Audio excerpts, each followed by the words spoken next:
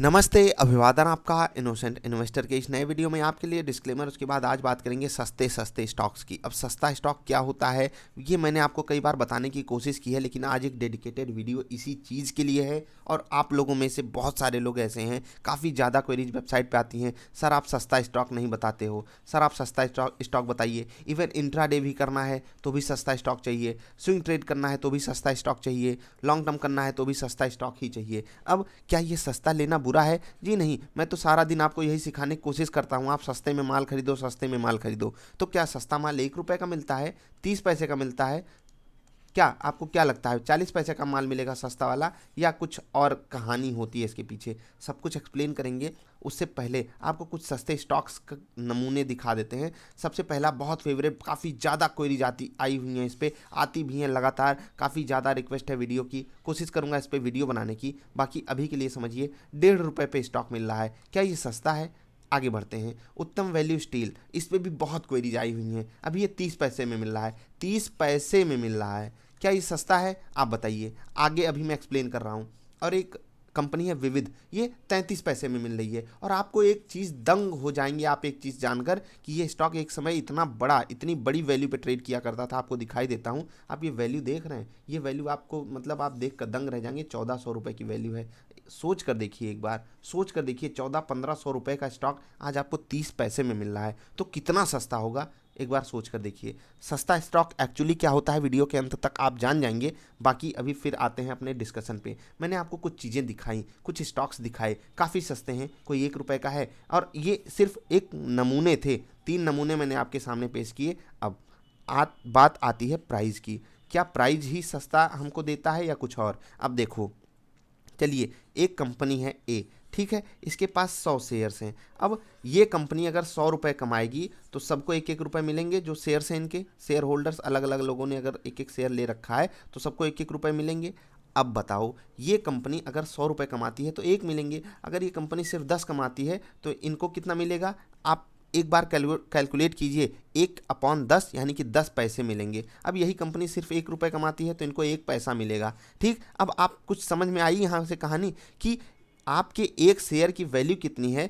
वो इस बात से पता लगेगा कि आपकी कंपनी एक शेयर के बदले में कमा कितना रही है, यानी कि अर्निंग पर शेयर। ये चीज़ बहुत इंपॉर्टेंट है फंडामेंटल एनालिसिस में, ये बहुत बड़ा रोल प्ले करती है। और ईपीएस ऐसी कोई चीज़ नहीं है कि आपने कागज़ में देख लिया और आप अच्छी कंपनी चूज कर लिए। इसके पीछे भी कई पैरामीटर्स लगते हैं। अभी मैं जो समझा रहा हूँ, बहुत ध्यान से समझिएगा बात को। ठीक, अब आगे बढ़ते हैं थोड़ा सा। अब कोई एक स्टॉक है जो आपने 1 रुपये पे खरीद लिया, ठीक है, कोई एक स्टॉक है आपने 1000 रुपये पे खरीद लिया। अब दोनों में से कौन सा सस्ता होगा, ये किस चीज़ से डिसाइड होगा कि आपने 1000 रुपये का स्टॉक खरीद के 50 रुपये कमाए हैं, या 1 रुपये का स्टॉक खरीद के 5 पैसे कमाए हैं? बात बराबर है? बात बराबर है या नहीं है? आप बताइए। अभी आपको बात बराबर लग रही होगी, लेकिन अगर आपने 1 रुपये का स्टॉक खरीद के सिर्फ 1 पैसे कमाया, 1 पैसे आपने कमाए, 0.1 पैसा, ठीक है, तो आप बताइए ये वैल्यु कहाँ जाएगी? 1 पैसा अगर आपने कमाया तो ये वैल्यू कम हो गई या नहीं? अब आप एक बात बताइए हमको, 1 रुपये आप खर्च करके 1 पैसा कमा रहे हो, 1000 रुपये खर्च करके 50 रुपये कमा लो ना, तकलीफ क्या है? तकलीफ क्या है? आप बताइए हमको, क्या तकलीफ है? इस चीज़ को आगे कैलकुलेट करते हैं। आपने मान लेता हूँ कि आपने 1000 शेयर उठा लिए थे, तो 1000 शेयर उठाने के बाद भी 1 पैसे से आपने कितना रुपया कमाया? 10 रुपये कमाया। और यहाँ पर आपने सिर्फ एक ही स्टॉक उठाया था, आपने कितना रुपया कमाया? 50 रुपये कमाया। अब बताइए, आपके लिए ये स्टॉक सस्ता था या ये वाला सस्ता था?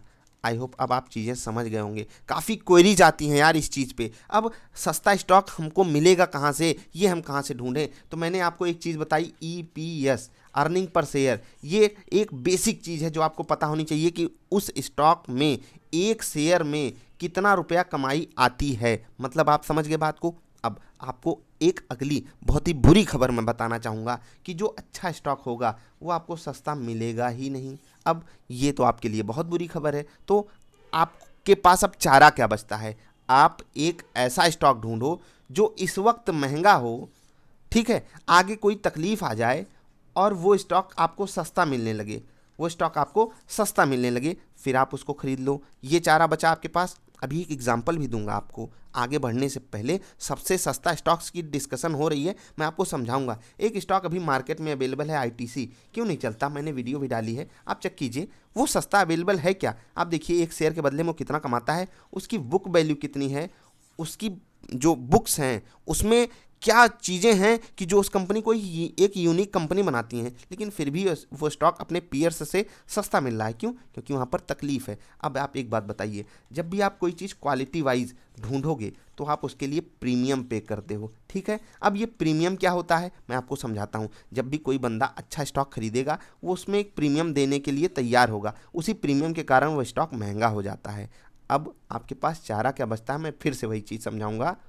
सस्ता स्टॉक कह कह के आप लोगों ने काफ़ी ज़्यादा मतलब माथापच्ची कर दी थी। हमेशा आपको सस्ती वैल्यू चाहिए होती है। मैं समझाता हूँ आपको, जो सस्ते स्टॉक हैं, जो भी सस्ता स्टॉक होगा वो ढूंढने के लिए मेहनत करनी पड़ेगी। मैं आपके लिए मेहनत करता हूँ। और देखो ये सस्ता आपको अलग अलग कैटेगरी वाइज मिलेगा। इंट्राडे के लिए आपको हमेशा ट्रेंड ढूंढना होगा, यहाँ पर आप सस्ता महंगा ढूंढिए ही मत, गुनाह है। अब स्विंग ट्रेड के लिए आपको क्या करना होगा, यहाँ पर आपको सस्ता महंगा ढूंढना पड़ेगा। अब स्विंग ट्रेड के लिए सस्ता महंगा क्या, एक होता है किस बेस पे आप सस्ता ढूंढ रहे हो। अगर आप इन्वेस्टिंग बेस पे ढूंढ रहे हो तो आपको कुछ गिरावट का इंतजार करना होता है। 25%, जो मेरा अपना रूल है कि जब तक कोई स्टॉक 25% ना गिर जाए, भले ही वो लार्ज कैप हो, तब तक मैं उसको सस्ता नहीं समझूंगा, और ये उसके हाइट से हो। दूसरी चीज़ कंपनी अच्छी हो। तीसरी चीज़ उस पर डेट जितना कम से कम हो उतनी अच्छी बात है। और एक आखिरी चीज़ बताना चाहूँगा, उस कंपनी के प्रोडक्ट से मैं पर्सनली वाकिफ़ हूँ,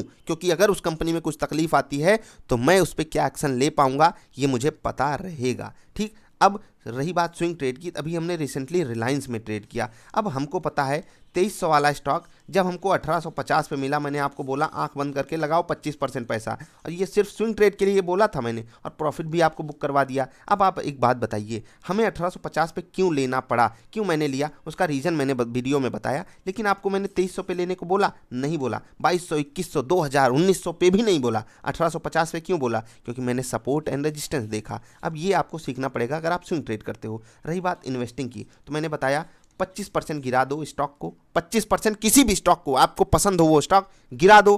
25% गिरने के बाद 25% पैसा लगा दो। उसके बाद अगर वहाँ 3 महीने रहे फिर से 25% पैसा लगा दो। क्या कहा मैंने, अच्छी कंपनी का स्टॉक जब भी आपको 25% नीचे मिले 25% पैसा लगा दो। अगर 3 महीने उसी रेट पे रहे फिर से 25% लगा दो। आपकी इन्वेस्टमेंट कितनी हुई, 50% उस स्टॉक में। अब अगला 50 कब लगाना है, जब वो स्टॉक अगले 3 महीने फिर से वहीं रहे, फिर से पूरा अपना 50% लगा दो। यानी कि 100% इन्वेस्टमेंट जितना भी आपको स्टॉक में डालना है उसी रेट पे मैं करने को बोल रहा हूँ, सेम टू सेम रेट। जैसे कोई कंपनी 100 से वो गिर गई 75 पे आ गई, यहाँ अगर वो अगले 6 महीने रह गई, 3 महीने में 25 डालो, फिर अगले 3 महीने में 25 डालो। और अगर यकीन मानिए अगर वो फिर से मान लेते हैं अगले 25% और गिर गई, तो वहाँ पर आपको अगले 3 महीने बाद मौका मिल जाएगा अपना 50% डालने की। दोनों ही केस सिनारियो आपके लिए अच्छे होंगे, और उसके बाद आपको इंतज़ार करना होगा उसमें एक बाइंग लेवल आने का। अब ये बाइंग लेवल कब आता है मैं आपको समझाता हूँ। एक स्टॉक का आपको एग्जांपल दे देता हूँ, सस्ते स्टॉक्स की बात हो रही है तो बहुत बेहतरीन एग्जांपल है, आप इसमें दंग रह जाएंगे चीज़ों को जानकर। जो समझाऊँगा बहुत ध्यान से समझिएगा। अभी 140 रुपये पे टाटा मोटर चल रहा है, आपको पता होगा तो 600 रुपये से ये गिर कर 140 आया हुआ है। अभी 140 जहाँ आया है ये 60 से बढ़कर 140 आया है। अब आप कुछ समझ पा रहे हैं यहाँ से, मतलब 60 से आप देखें 2x हो चुका है, गिरने में भी अपॉन 4 हो चुका है, मतलब 1/4 हो चुका है। अब आपके पास ये अवेलेबिलिटी यहाँ पर अच्छा है या बुरा है, कैसे आप निकालेंगे। अगर आपको याद हो डेट फ्री बनाई जाएगी ये कंपनी, ऐसा मैनेजमेंट कह चुका है, तो क्या 140 लेने का रेट है, आप बताइए क्या जब से अनाउंसमेंट हुई है तब से ये स्टॉक 25% नीचे आपको मिल रहा है। डेट फ्री होने की अनाउंसमेंट जब से हुई है, अगर मिले तो लगा देना यार, लगा देना। दावा करता हूँ आपसे एक स्टॉक में। और ये कोई मतलब अपनी तरफ से मैं आपको हमेशा डिस्क्लेमर दूंगा, हमेशा आपसे कहूँगा आप रिसर्च कीजिए, लेकिन मैं जो अपनी बात बता रहा हूँ जो मेरे लिए प्रॉफिटेबल है, एक सस्ते स्टॉक को ढूंढने की अर्निंग पर शेयर देखिए, उसकी ग्रोथ देखिए कि हाँ इंडिया में उसकी अपॉर्चुनिटी देखिए, उसके प्रोडक्ट्स देखिए। क्या मैं जब मैं टाटा मोटर की गाड़ी खुद चलाता हूँ तो मैं आपसे क्यों ना कहूँ कि मैं इसके प्रोडक्ट से वाकिफ़ हूँ। मुझे पता है ना इस कंपनी की ग्रोथ स्टोरी कहाँ तक जा सकती है अगर ये डेट फ्री हो गई। तो आपको ऐसे स्टॉक्स ढूंढने ही पड़ेंगे। ये बहुत आसान एग्जाम्पल था। ये बहुत एक आसान एग्जाम्पल था। एक दूसरा एग्जाम्पल मैं आपको दे रहा हूँ, हिंद पेट्रो। ये आपको 25% नीचे मिल रहा था ना, मैंने आपको दिलाया भी था। अब आप एक बात बताइए, क्या ऐसी कंपनियां ढूंढना गुनाह हो, मतलब गलती हो जाती है क्या आपसे? नहीं होगी, नहीं होगी। लेकिन आपको तकलीफ क्या है, आप आए हो यहाँ पर गैम्बल करने आए हो, और फिर आपको चाहिए सस्ता स्टॉक। आप ले लो 1 रुपये का स्टॉक, 2 रुपये का स्टॉक, 3 रुपये का स्टॉक, कुछ नहीं मिलेगा भाई। आज मान जाओ मेरा कहा, नहीं तो तकलीफ बहुत बड़ी होगी। अब जाते जाते मैं आपसे फिर से एक चीज़ कहूँगा, क्या मतलब आपको फिर से एक चीज़ बताना चाहूँगा। वो चीज़ ये है कि भैया देखो, अगर आपने कोई 1 रुपये का स्टॉक, 2 रुपये का स्टॉक, 3 रुपये का स्टॉक या 50 पैसे का स्टॉक लिया है, 10 पैसे का स्टॉक लिया है यार, तो आपने गुनाह नहीं किया है। मैं ये चीज़ हमेशा आपसे कहूँगा, हमेशा कहूँगा। मैंने भी ये गलती की है, आपको करने से रोक रहा हूँ अगर आपने अभी तक नहीं किया। आरकॉम ले लिए हो, उत्तम वैल्यू स्टील ले लिए हो, तो आपने गुनाह नहीं कर दिया है। यकीन मानिए, ये जो बड़े बड़े एक्सपर्ट आपको ये जताने की कोशिश करते हैं कि आपने गुनाह कर दिया, गुनाह नहीं किया है।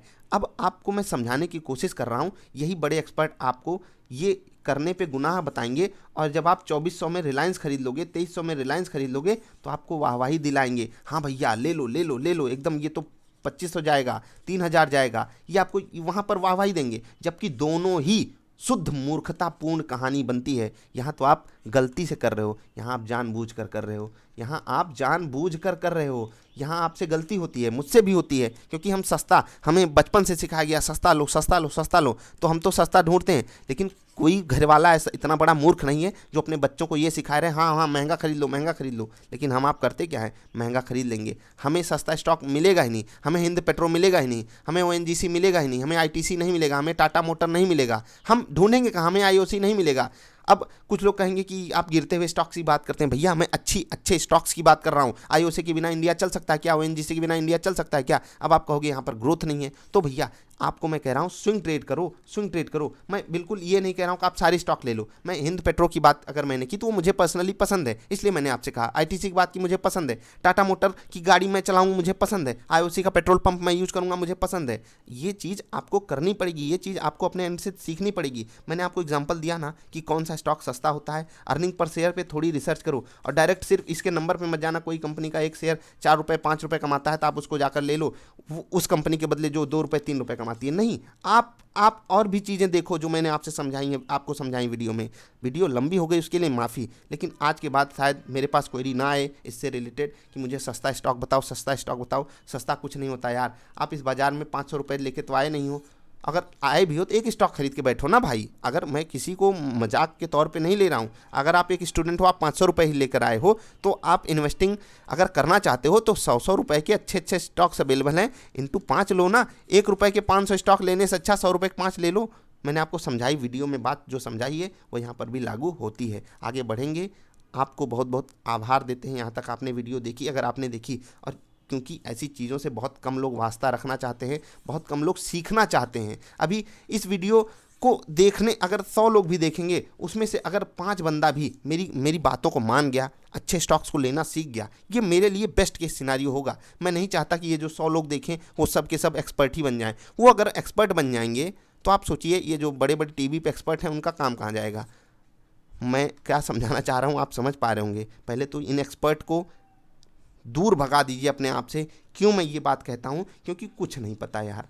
मैं आपसे कहता हूँ जितना भी समय आप बाज़ार में गुजार लो, मोर स्टडी मोर कन्फ्यूज़न वाली बात रहेगी। जितना आप इस बाज़ार को समझोगे उतनी ही कॉम्प्लिकेटेड ये आपके लिए बनती जाएगी। और ये चीज़ मैं अपने एक्सपीरियंस से बता रहा हूँ, इसलिए आसान चीज़ों पे फोकस करो। और जो चीज़ें आसान हैं वही आपको पैसा बना के देने का दमखम रखती हैं। इतना मैं आपको फिर से दावे के साथ कह रहा हूँ। तो मैं कई दावे इस वीडियो में कर चुका, वो इसलिए क्योंकि आपको कुछ मोटिवेशन मिल सके। एक वीडियो है आई बटन पे, उसको देख लेना। इसके बाद अगर आप अभी तक बाज़ार में हो और लॉस में हो, काफ़ी चीज़ें आपकी क्लियर हो जाएंगी। अभी के लिए इतना ही, मिलेंगे फिर से किसी अच्छी वाली वीडियोज़ में। लंबी वीडियो के लिए आपसे माफ़ी की उम्मीद है। वीडियो पसंद आई तो लाइक करते हुए जाइएगा। नमस्ते, बाय बाय।